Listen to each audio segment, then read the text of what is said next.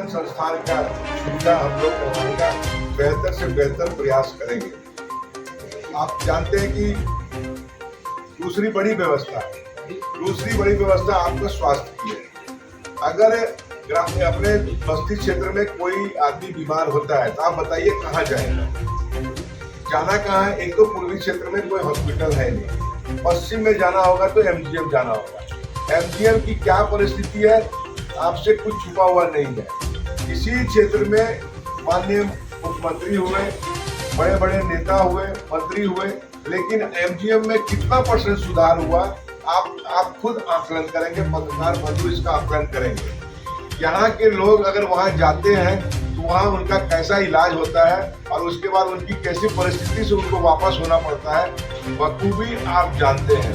इसीलिए हम सबों के संकल्प पत्र में ये प्रमुखता से लिया गया है कि पूर्वी क्षेत्र में एक सरकार के द्वारा बनाया हुआ एक उत्तम मल्टी स्पेशलिटी हॉस्पिटल की व्यवस्था होनी चाहिए, जो कि यहाँ की जनता को न कहीं जाना पड़े और यहीं पर उसका इलाज उत्तम से उत्तम तरीका से हो सके।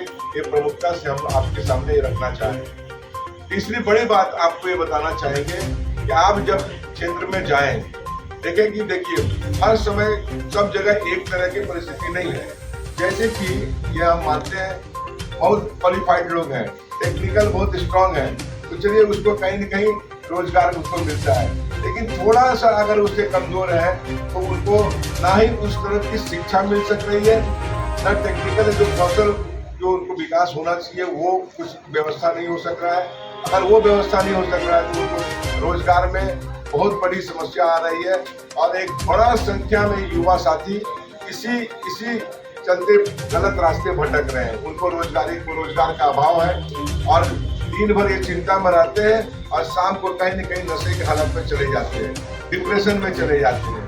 तो ये बहुत बड़ा थीम जो आपके सामने प्रमुखता से हमने बात रखा है कि रोजगार को लिए एक कौशल केंद्र खुले, उसके बाद में उसको रोजगार दिलाने का भी एक व्यवस्था हम सभी के माध्यम से हो, ऐसा हम सभी लोग प्रमुखता से आज संकल्प पत्र में दे रहे हैं।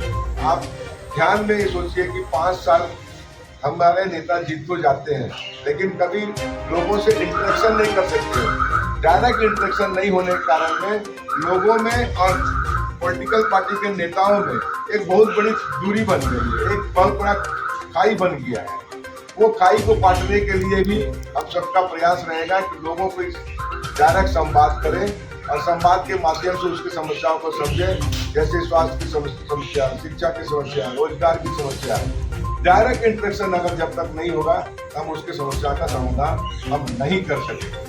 मित्रों, आप आएंगे कि नागरिक सुविधा अपने क्षेत्र में बनने का तो आप बना दिए समुदाय भवन, जो कि अभी भी बहुत क्षेत्रों में नहीं बना, लेकिन क्या उसका सदुपयोग हो रहा है, इस पर भी चिंता करने का विषय है।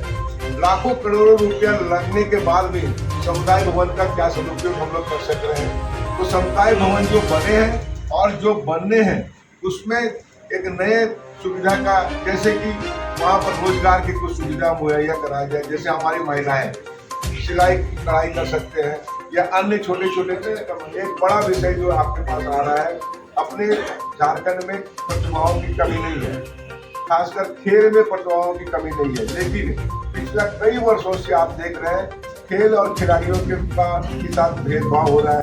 उनको हम लोग कई अच्छे प्लेटफॉर्म नहीं दे सक रहे हैं, ना उनको अच्छा सुविधा मुहैया कराया जा रहा है, ना उसको अच्छा आहार दिया जा रहा है।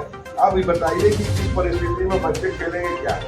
हम तो मानते हैं उनसे मेडल, बहुत गोल्ड मेडल मिले, लेकिन उनको सुविधाएं हम दे नहीं सकते हैं।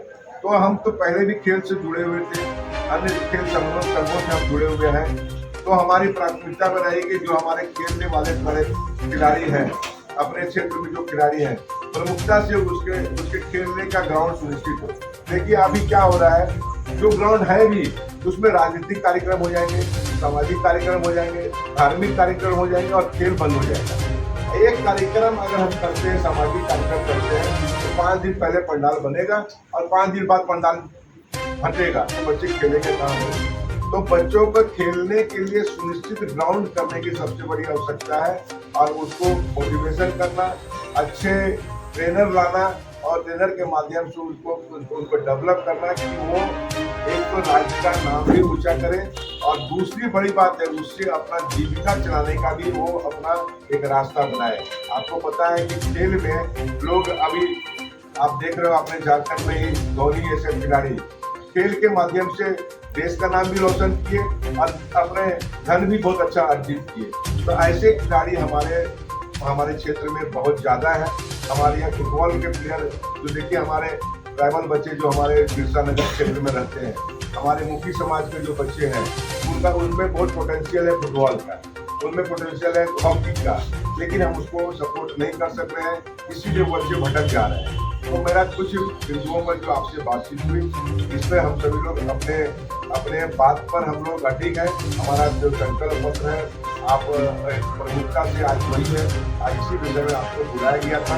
आप सभी लोग आए और इतना ध्यान से बातों और डिटेल जाएंगे तो थोड़ा आपका समय लगेगा, लेकिन डिटेल आपको मिल जाएगा। सभी लोगों को एक प्रति आप सबों को दिया जाएगा और उसके बाद आप अपने चैनलों से अपने प्रिंट मीडिया के साथियों से तो आग्रह रहेगा कि आप डिटेल में जाके आप इस संकल्प पत्र को हमारे मतदाताओं तक पहुंचाने का प्रयास करेंगे।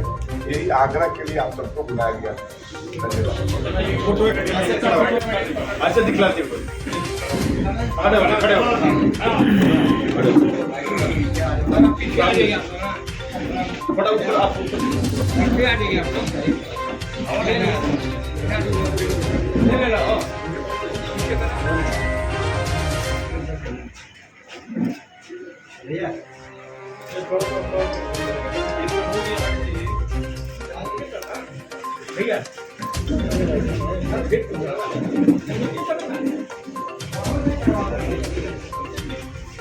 इधर देखिएगा ना एक बार भैया सामने देखिए इधर इधर इधर भैया